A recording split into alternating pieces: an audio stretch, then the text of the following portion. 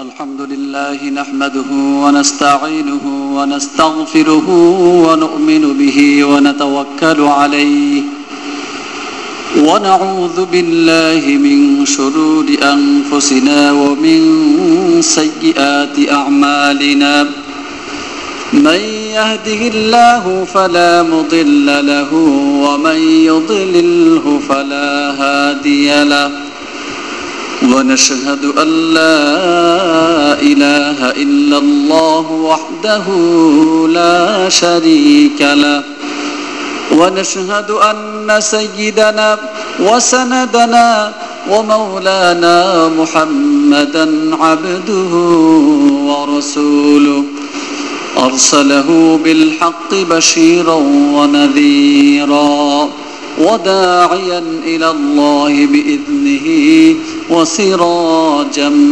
منيرا أعوذ بالله من الشيطان الرجيم بسم الله الرحمن الرحيم الذين يؤمنون بالغيب ويقيمون الصلاة ومما رزقناهم ينفقون وقال النبي صلى الله عليه وسلم من أتاه الله مالا فلم يؤدئ زكاته مثل له يوم القيامة شجاعا أقرع له ذبيبة يطوقه يوم القيامة فأخذ بلهزمتيه ثم يقول أنا مالك وأنا كنزك أو كما قال عليه الصلاة والسلام وقال تعالى في شان حبيبه إن الله وملائكته يصلون على النبي يا أيها الذين آمنوا صلوا عليه وسلموا تسليما اللهم صل على سيدنا ونبينا وشفيعنا وحبيبنا ومولانا محمدا عبده ورسوله اللهم صل على محمد وعلى آل محمد كما صليت على إبراهيم وعلى آل إبراهيم إنك حميد مجيد اللهم بارك على محمد وعلى آل محمد كما باركت على إبراهيم وعلى آل إبراهيم إنك حميد مجيد محترم معزز সম্মানিত মুসল্লিয়ানে কেরাম, মহান আল্লাহ পাকের শানে লাখো কোটি শুকরিয়া। মহান আল্লাহ রব্বুল ইজ্জত পবিত্র এই মাহে রমজানুল মুবারকের সিয়াম সাধনায় আত্মনিয়োগ করার জন্য আল্লাহ আমাদেরকে তৌফিক দান করেছেন। আলহামদুলিল্লাহ সুম্মা আলহামদুলিল্লাহ। আজকে নবম রমজান চলছে। আমরা রমজানের শুরু থেকে এ পর্যন্ত 9টি রোজা রাখতে পেরেছি। আল্লাহ রাব্বুল আলামিন আমাদেরকে তৌফিক দান করেছেন। যদি আল্লাহ কবুল করে নেন তাহলে আমাদের সফলতা, আমাদের জন্য নাজাত রয়েছে। তাই আমাদের ইবাদতকে মকবুল করার জন্য, কবুল করার জন্য যে সমস্ত শর্ত শরায়াতগুলি আছে, আমরা আল্লাহর কাছে দোয়া করব, কায় মনোবাক্যে চাইব সে সমস্ত শর্ত শরায়াতগুলি রক্ষা করেই যেন আল্লাহ আমাদের ইবাদত বন্দেগী করার তৌফিক দান করেন। সকলে বলি আমিন। কারণ ইবাদত বন্দেগী করলাম, নিজের মন মতো করলাম, যেভাবে উসুল বলে দেওয়া হয়েছে, নিয়ম বলে দেওয়া হয়েছে, নিয়মের খেলাফ ইবাদত করলাম, তাহলে সেই ইবাদত আল্লাহর কাছে মকবুল হয় না, গ্রহণযোগ্য হয় না। সেটা শুধু মানে কষ্টই হয়ে যায়, নিতান্তই একটা ব্যক্তির আমল হয়ে যায়, সেটা আল্লাহ পর্যন্ত পৌঁছে না। নামাজের মধ্যে যেমন সূরা কেরাত পড়ার কথা বলা হয়েছে, বিভিন্ন দোয়া দরুদের কথা বলা হয়েছে। এখন আমি সেই নামাজের সূরা কেরাতগুলি সহিও করলাম না, আর দোয়া মাসনুন দোয়া যে সমস্ত দোয়াগুলি আছে সেগুলো মুখস্থ করলাম না, পড়লাম না, কিন্তু নামাজ তো পড়লাম, সেগুলোর চেষ্টাও করলাম না। আমার মাঝে যদি সেই চেষ্টা ফিকির না থাকে, সহিশুদ্ধভাবে নামাজ আদায় করার কোনো চিন্তা ভাবনা বা কামনা বাসনাও না থাকে, তাহলে সেই নামাজ আল্লাহর দরবারে গ্রহণযোগ্য হবে না। নামাজের মধ্যে কোরআনে কারীম সহিশুদ্ধভাবে পড়া ফরজে আইন।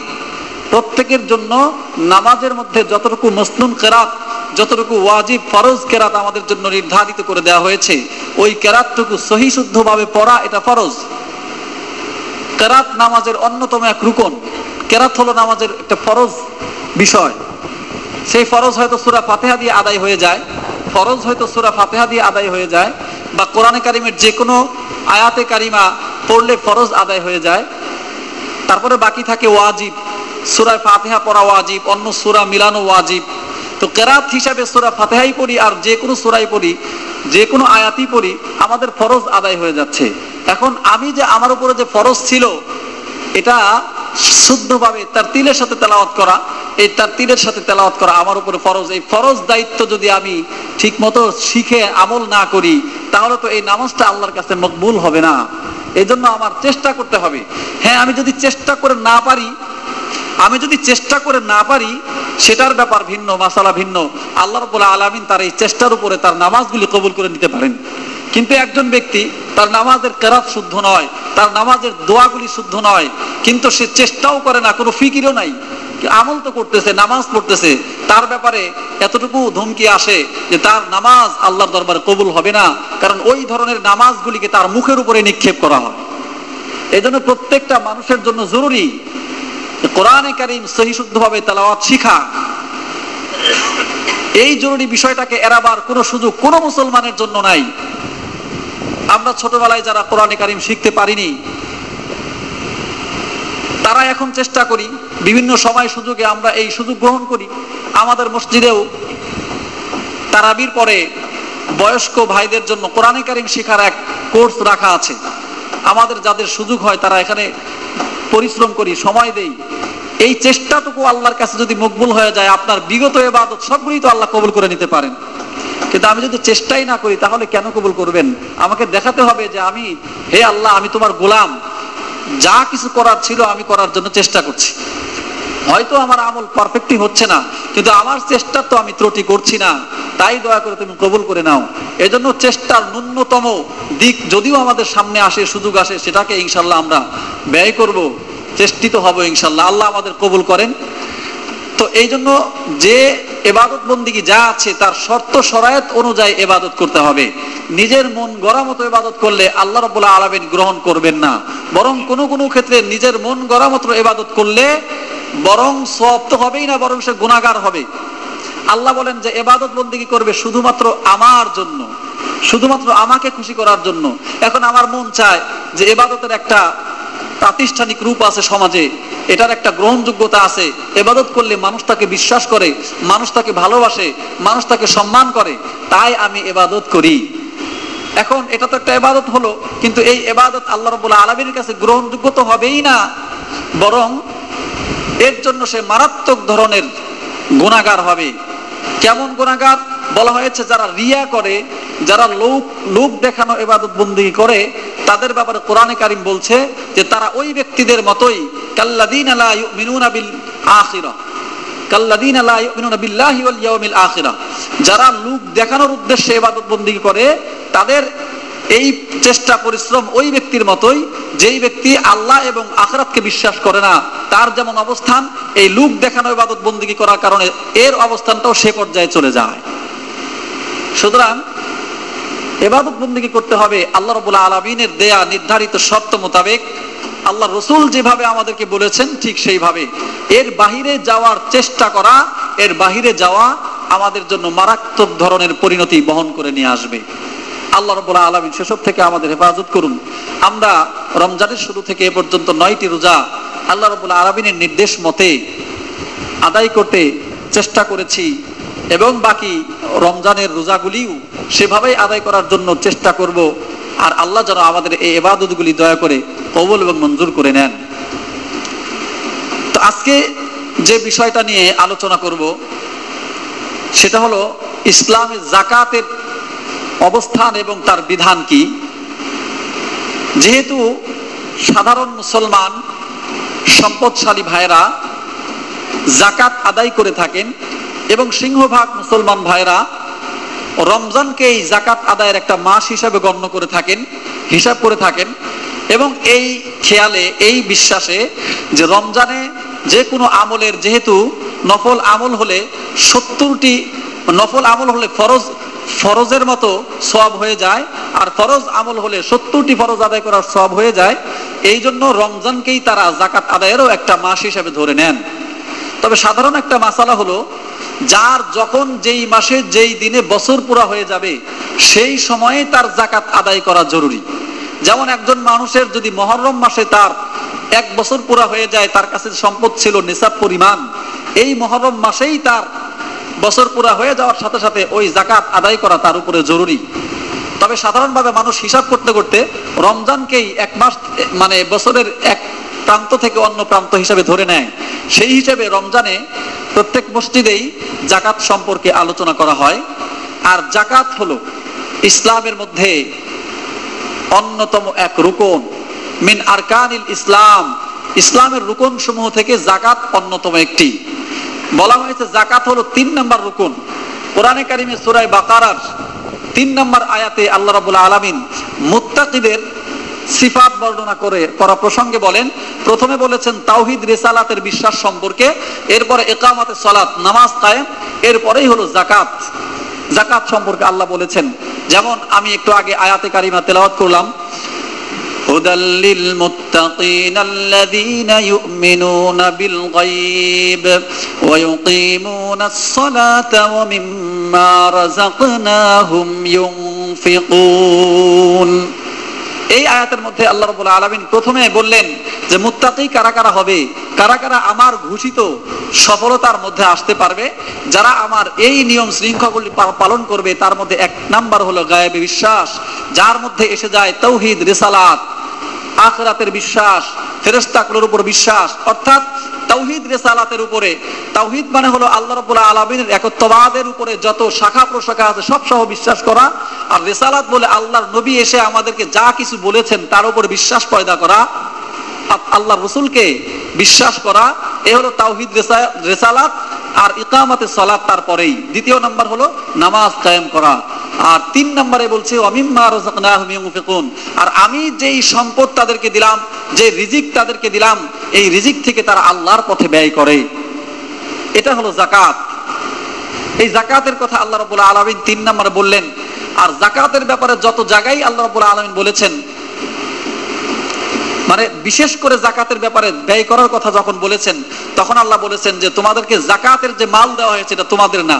ওয়া আনফিকু মিম্মা রাযাকনাকুম, আমি যে তোমাদেরকে রিজিক দিয়েছি সেই রিজিক থেকে দান করো। এখানে আল্লাহ নিজের দিকে আগে বলে নিয়েছেন যে আমি দিয়েছি। সুতরাং এই যাকাতের শরঈ অবস্থান হলো এটা 3 নম্বর রুকুন। যাকাত সম্পর্কে, যাকাত যে অস্বীকার করবে, যাকাতের ফরজিয়ত যে অস্বীকার করবে, সে কাফের হয়ে যাবে। কারণ কোরআনে কারিমের কোন একটা আয়াতের উপরে শুধু নয়, একটা শব্দের উপরে যদি কেউ বিশ্বাসের দুর্বলতা প্রকাশ করে তাহলেও সে কাফের হয়ে যায়। ঠিক এরকম ভাবে যাকাতের ফরজিয়ত যদি কেউ অস্বীকার করে তাহলে সে কাফের হয়ে যাবে। আর যাকাতের ব্যাপারে আল্লাহ রাব্বুল আলামিন স্বতন্ত্রভাবে 32টি আয়াত দিয়েছেন, শুধু যাকাত সম্পর্কে আলোচনা করেছেন। এত আয়াত যাকাত সম্পর্কে বলা হয়েছে।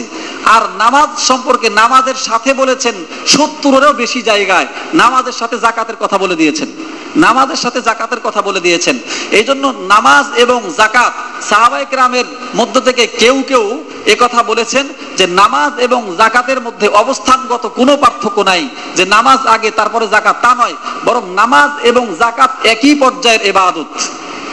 যার ফলে হযরত আবু বকর সিদ্দিক রাদিয়াল্লাহু তাআলা আনহু যখন খলিফা হলেন, তখন কিছু কিছু অঞ্চলের নও মুসলিম সহ কিছু ব্যক্তিরা এরকম ভাবে তারা তো ঈমান গ্রহণ করেছেন, নামাজও আদায় করেন, যাকাত দিতে অস্বীকার করলো। তখন হযরত আবু বকর সিদ্দিক রাদিয়াল্লাহু তাআলা আনহু বললেন, ওয়াল্লাহি লা উকাতিলান্না মান ফাররাকা বাইনাস সালাতি ওয়াজ যাকাহ, খোদার কসম, যারা নামাজ এবং যাকাতের মধ্যে পার্থক্য করে, অর্থাৎ নামাজকে ফরজ হিসেবে মানলো কিন্তু যাকাতকে ফরজ হিসেবে মানলো না, এমন ব্যক্তিদের সাথে আল্লাহর কসম আমি জিহাদ পরিচালনা করব। সুতরাং যাকাত অস্বীকার করার কোনো সুযোগ নাই। যে অস্বীকার করবে তার বিরুদ্ধে জিহাদ করার মতো অবস্থা, অর্থাৎ সে কাফের হয়ে যায়। যাকাতের ব্যাপারে যাকাতের তিনটা মৌলিক দিক আছে। তার মধ্যে এক নাম্বার দিক হলো যাকাত এটা আল্লাহ রাব্বুল আলামিনের পক্ষ থেকে একটা ইবাদত। কি ইবাদত? মালি ইবাদত।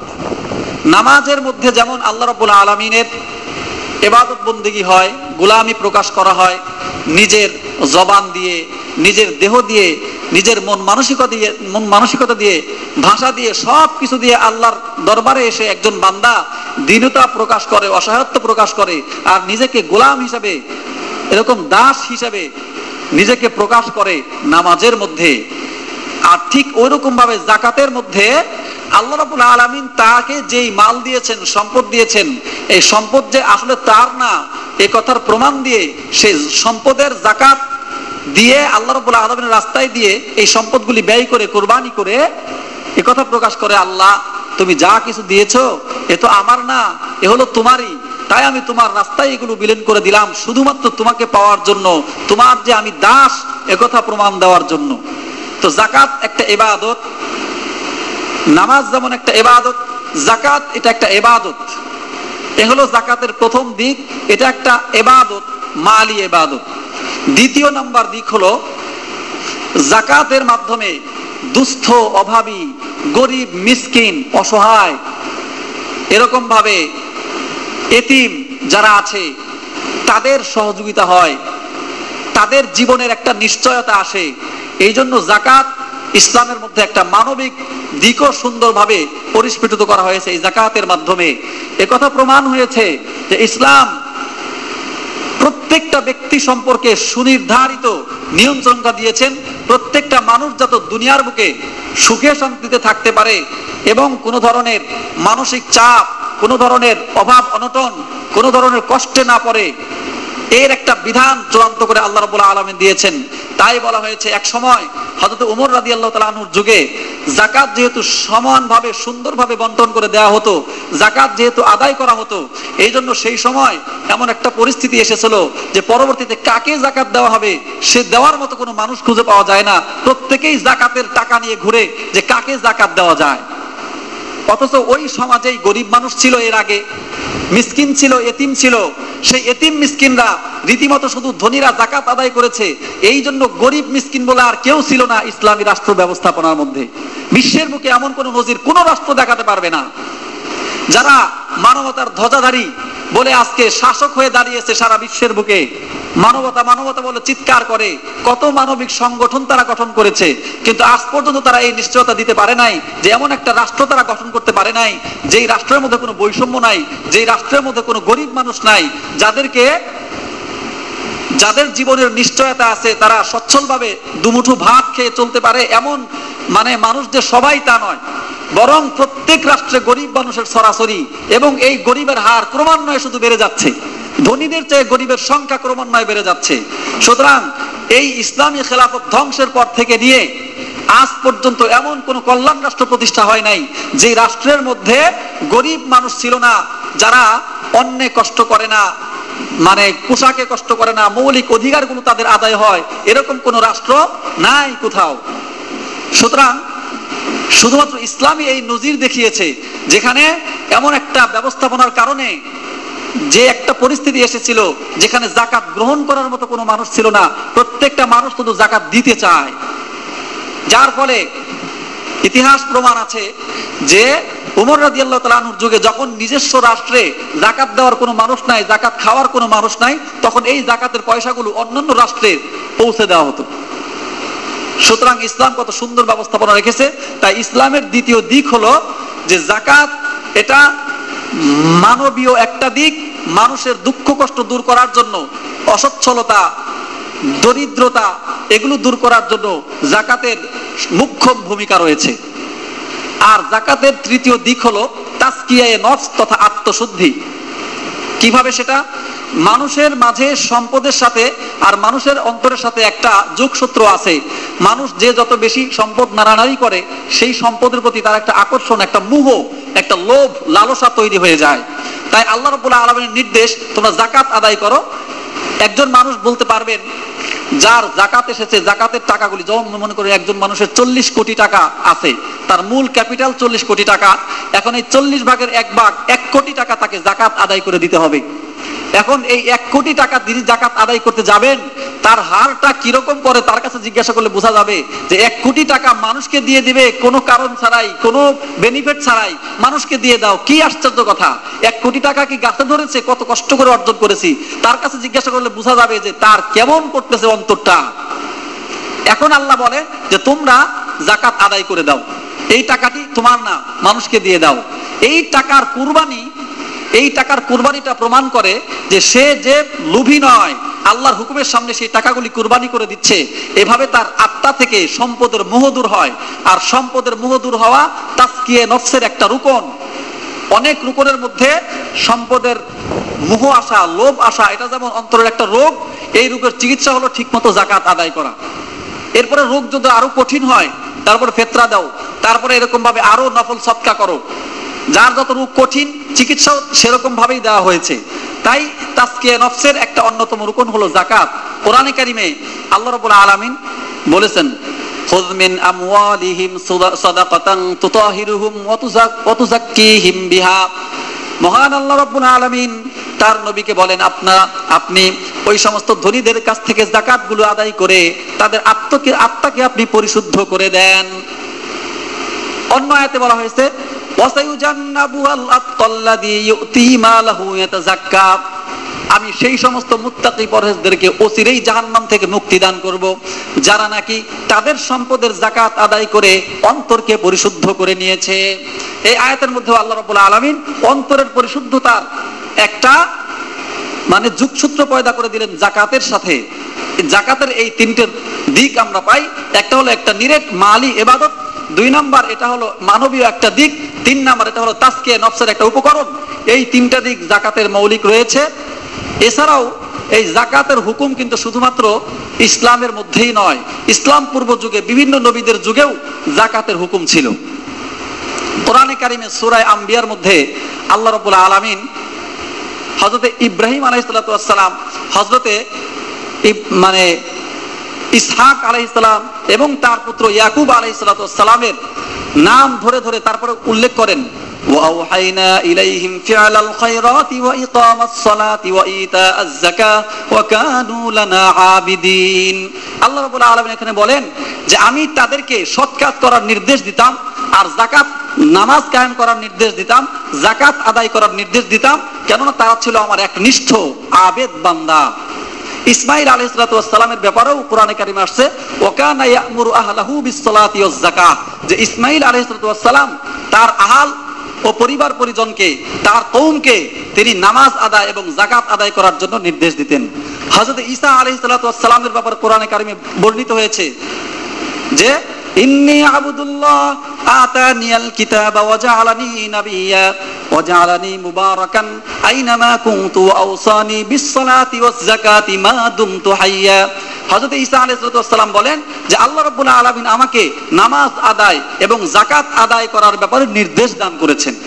হযরত ইসমাঈল মানে ঈসা আলাইহিস সালামের ব্যাপারেও আল্লাহ বললেন যাকাতের কথা, নামাজ আদায়ের কথা। এরকম ভাবে বনি ইসরাইলের যুগেও বনি ইসরাইলের উপরেও যাকাতের নির্দেশনা এসেছিল। সূরা মায়েদার ভিতরে আল্লাহ রাব্বুল আলামিন সে কথাই বলেছেন যে তোমাদেরকে নির্দেশ দান করলাম তোমরা যাকাত আদায় করো, ওয়া আকিমুস সালাতা ওয়া আতুজ যাকাত, যে তোমরা যাকাত আদায়, নামাজ আদায় করো, যাকাত আদায় করো। সুতরাং এই আয়াতগুলি আমাদেরকে এই কথাই বলে যে যাকাত যেমন ইসলামের মধ্যে একটা রুকন, এরকম ভাবে ইসলাম পূর্ব যুগে অন্যান্য নবীদের যুগেও যাকাতকে একটা বিশেষ ইবাদত হিসেবে গণ্য করা হয়েছে, যাকাতের নির্দেশনা ছিল। তবে ওই সময়ে পূর্ণাঙ্গ বিধান যাকাতের তাফসিলি বিধানের মধ্যে আর ইসলামের তাফসিলি বিধানের মধ্যে কিছু পার্থক্য আছে, বেশ কিছু পার্থক্য আছে। এই পার্থক্যটা আমাদের ইসলামের সূচনা যুগ এবং ইসলামের পরিপূর্ণ যুগ, দুও যুগের মধ্যে যেমন পার্থক্য আছে, কিছু কিছু ব্যাপারে আমরা পার্থক্য খুঁজে পাই। যেমন নামাজের ব্যাপারে আগে 5 ওয়াক্ত নামাজ ফরজ হওয়ার পরেও প্রত্যেক নামাজ 2 রাকাত করে ছিল, ফরজ ছিল 2 রাকাত করে নামাজ। পরবর্তীতে আল্লাহর নির্দেশে শুধু ফজর ছাড়া আর অন্যান্য নামাজের রাকাতগুলি বাড়িয়ে দেওয়া হয়। যোহরের 4 রাকাত করা হয়, আসরের 4 রাকাত করা হয়, মাগরিবে 3 রাকাত করা হয়, এশার সময় 4 রাকাত করা হয়। তো শুরুতে ছিল 2 রাকাত, পরে আবার রাকাত সংখ্যা বেড়ে গেল। এরকম ভাবে ইসলামের সূচনা যুগে নামাজের মধ্যে কথা বলা জায়েজ ছিল, নামাজের মধ্যে কথা বললে নামাজের কোনো ক্ষতি হবে না। এজন্য সাহাবায়ে কেরামের বিভিন্ন আমলে কথা বলার প্রমাণ পাওয়া যায়, নামাজের মধ্যে এরা কথা বলেছেন। কিন্তু পরবর্তীতে হুজুর আকরাম সাল্লাল্লাহু আলাইহি সাল্লাম হাদিসের মাধ্যমে স্পষ্টভাবে নিষেধ করে দিয়েছেন যে নামাজে আর কোনো কথা বলা যাবে না, কথা বললে তার নামাজ বাতিল হয়ে যাবে। তো এই ধরনের কিছু পার্থক্য পাওয়া যায়। ঠিক এরকম ভাবে ইসলাম পূর্ব যুগে যে যাকাতের বিধান ছিল সেই বিধান আর ইসলামের মধ্যে যাকাতের বিধান, এটা হলো পরিপূর্ণ বিধান, একেবারে লেটেস্ট বিধান, যার কারণে এটা প্রত্যেকটা মানুষের জন্য প্রযোজ্য, প্রত্যেকটা মানুষের জন্য মুআফিক। সেই মুআফিক হুকুমগুলি যাকাতের বিধানগুলি আল্লাহ রাব্বুল আলামিন দান করেছেন। এই যাকাত মক্কি জীবনে আল্লাহ ফরজ করে দিয়েছিলেন।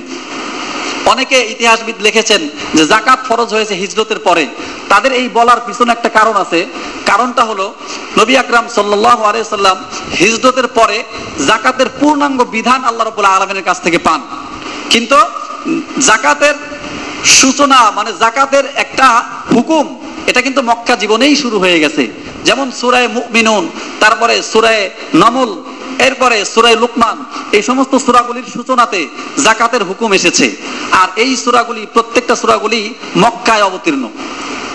সেই হিসাবে মক্কায় যাকাত ফরজ হয়েছে মক্কাতেই। এরকম ভাবে জাফর তাইয়ার রাদিয়াল্লাহু তাআলা আনহুর ভাষণ, যেটা ওই যে নাজ্জাশীর সামনে, বাদশাহ নাজ্জাশীর সামনে দিয়েছিলেন তিনি আবিসিনিয়ায় হিজরত করে যাওয়ার পরে। প্রথম যে সাহাবায়ে কেরাম আবিসিনিয়ায় হিজরত করে যান, সেখানে নাজ্জাশী তাদেরকে ডাকেন। ডাকার পরে হুজুর আকরাম সাল্লাল্লাহু আলাইহি ওয়াসাল্লামের সম্পর্কে জিজ্ঞাসা করেন। তখন জাফর তাইয়ার রাদিয়াল্লাহু তাআলা আনহু কথা বলেছিলেন, ওয়া কানা ইয়া'মুরুনা বিস-সালাতি ওয়াজ-যাকাত। সেই নাজ্জাশীর সামনে তিনি বলেছিলেন যে তিনি তো আমাদেরকে নামাজ আদায় এবং যাকাত আদায় করার নির্দেশ দেন। তো সেখানেও যাকাতের সন্ধান পাওয়া যায়, যেটা হযরতে আয়েশা রাদিয়াল্লাহু তাআলা আনহা হাদিস বর্ণনা করেছেন। এরকম ভাবে তো বোঝা যায় যে মক্কার জিন্দেগিতেই যাকাত ফরজ হয়ে গেছে। তবে যাকাতের পূর্ণাঙ্গ বিধান এসেছে মদিনায় হিজরতের পরে 8ম হিজরি সনে। আর রাষ্ট্রীয়ভাবে যাকাত আদায়ের নির্দেশ এসেছে হিজরি 10ম সনে। আল্লাহ রাব্বুল আলামিন এই হুকুমগুলি এভাবে তাফসীলি আকারে আল্লাহ দান করেছেন। যাকাত না দেওয়ার শাস্তি সম্পর্কে এবং যাকাতের কমন বিধানগুলি আমরা আগামী শুক্রবারে আলোচনা করব। আজকে আমাদের বিশেষ কিছু ঘোষণা রয়েছে, যেগুলো এখন আপনাদের সামনে পেশ করা হবে। আল্লাহ রাব্বুল আলামিন পরিপূর্ণভাবে সুন্দরভাবে আমাদেরকে যাকাত আদায় করার জন্য তৌফিক দান করুন, সকলে বলি আমিন। আর আগামী শুক্রবারে যাকাতের উপরে মোটামুটি ভাবে যাকাতের মাসলা মাসাইল এবং এর ফজিলত আর না দেওয়ার শাস্তি সম্পর্কে আলোচনা হবে। আপনারা সকলেই ইনশাআল্লাহ সেই আলোচনাগুলি শোনার জন্য তৈরি হয়ে আসবেন। আর যাকাত আদায় করার জন্য সেই বিধানগুলি আমাদের জানা দরকার। আল্লাহ রাব্বুল আলামিন আমাদের সকলকে কবুল এবং মঞ্জুর করে নেন। একটা মাসালা সম্পর্কে ব্যাখ্যা জানিয়ে দেওয়ার জন্য অনুরোধ করা হয়েছে। বেশ কিছু ভাই এই ব্যাখ্যা সবাইকে জানিয়ে দেওয়ার জন্য অনুরোধ করেছেন। সেটা হলো, আমরা যে তারাবি নামাজের মধ্যে 4 রাকাত পর পর যে দোয়া পড়ি এবং তারাবির শেষে যে মোনাজাত করা হয়, এই মোনাজাতের শরঈ অবস্থান কি এ সম্পর্কে জানার জন্য এবং জানিয়ে দেওয়ার জন্য অনুরোধ করেছেন। এই সম্পর্কে আমাদের ভালো ধারণা থাকা দরকার, তাহলে প্রত্যেকটা আমলের মেজাজ অনুযায়ী আমরা করতে পারবো। তারাবি শব্দের অর্থ হলো বিশ্রাম করা। সুন্নতি নিয়মে তারাবি সাহাবায়ে কেরাম পড়েছেন যে তারা 4 রাকাত নামাজ পড়তেন, আর 4 রাকাত নামাজ পড়তে যতটুকু সময় লাগতো ঠিক ওই পরিমাণ সময় তারা অপেক্ষা করতেন বাকি 4 রাকাত শুরু করার আগে। মাঝখানে এতটুকু সময় তারা অপেক্ষা করতেন, বিশ্রাম করতেন। এই বিশ্রামের দিকে লক্ষ্য করে এই তারাবির নামাজের নামই হয়ে গেছে তারাবি নামাজ। এই বিশ্রামের সময়টা কিভাবে কাটবে?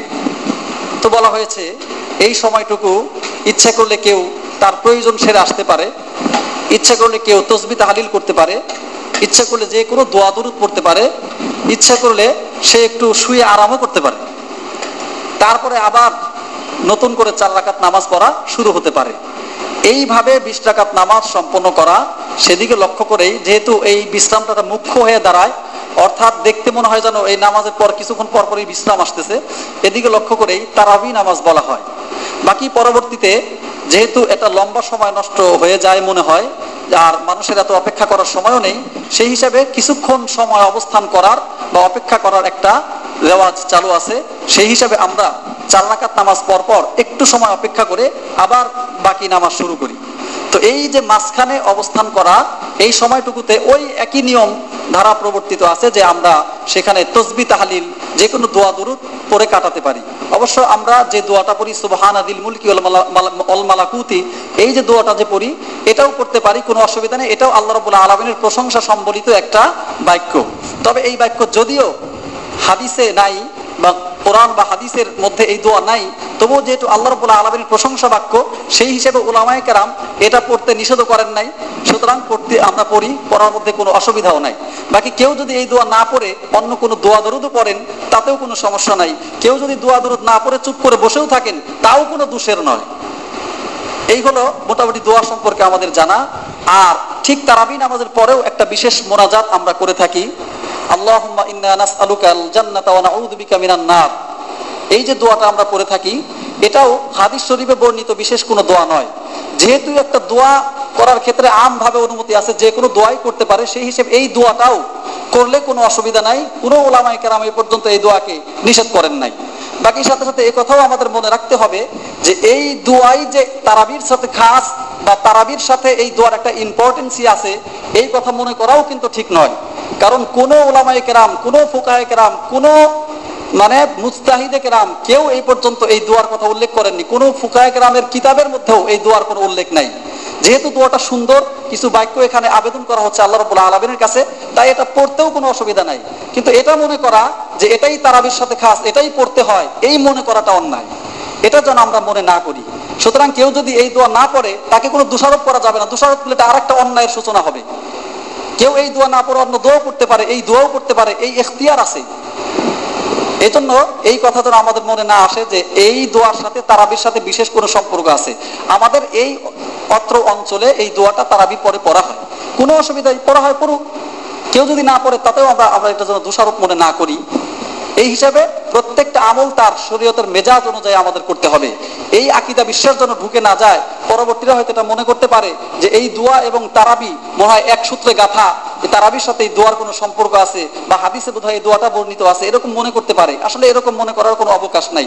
আমার ভালো লাগে আমি দোয়া করি, আমার ভালো লাগে আমি অন্য দোয়া করি, আরো সুন্দর সুন্দর হাদিসে বর্ণিত বিভিন্ন দোয়া আছে, সেগুলো আমরা করতে পারি। এই সুযোগটা অবারিত। কারণ মুনাজাত একটা ভিন্ন ইবাদত, নামাজের সাথে এবং মুনাজাতের সাথে কোনোই সম্পর্ক নাই। যদি কেউ নামাজ পড়ে, নামাজ পড়ার পরে যদি মোনাজাত না করে চলে যায়, কিছু মানুষ হয়তো তার দিকে তির্যক দৃষ্টি দিতে পারে যে লোকটা মোনাজাত না করে চলে গেল। আসলে কিন্তু লোকটা মোটেও অন্যায় করে নাই, কারণ তার নামাজের সম্পন্ন করে চলে গেছে। হ্যাঁ, এখন নামাজের পরে যে একটা ভিন্ন ইবাদত হিসাবে আমরা মোনাজাত করে থাকি, এই মোনাজাতের সাথে নামাজের সাথে কোনো সম্পর্ক নাই। মোনাজাত না করলেও নামাজের কোনোই ক্ষতি হবে না, কোনো অঙ্গহানিও হবে না। বাকি নামাজের পরে দোয়া কবুলের একটা সময় বলে হাদিস শরীফে বর্ণিত হয়েছে, ওই সুযোগটা গ্রহণ করার জন্য আমরা দোয়া করে থাকি। এই জন্য দোয়া যার পারলো সে করলো, দোয়ায় শরীক হলো, অসুবিধা নাই। এই ক্ষেত্রে আমাদের কোনো বাড়াবাড়ির কোনো সুযোগ নাই। আল্লাহ রাব্বুল আলামিন সুন্দরভাবে আমাদেরকে ইবাদত করার জন্য তৌফিক দান করুন।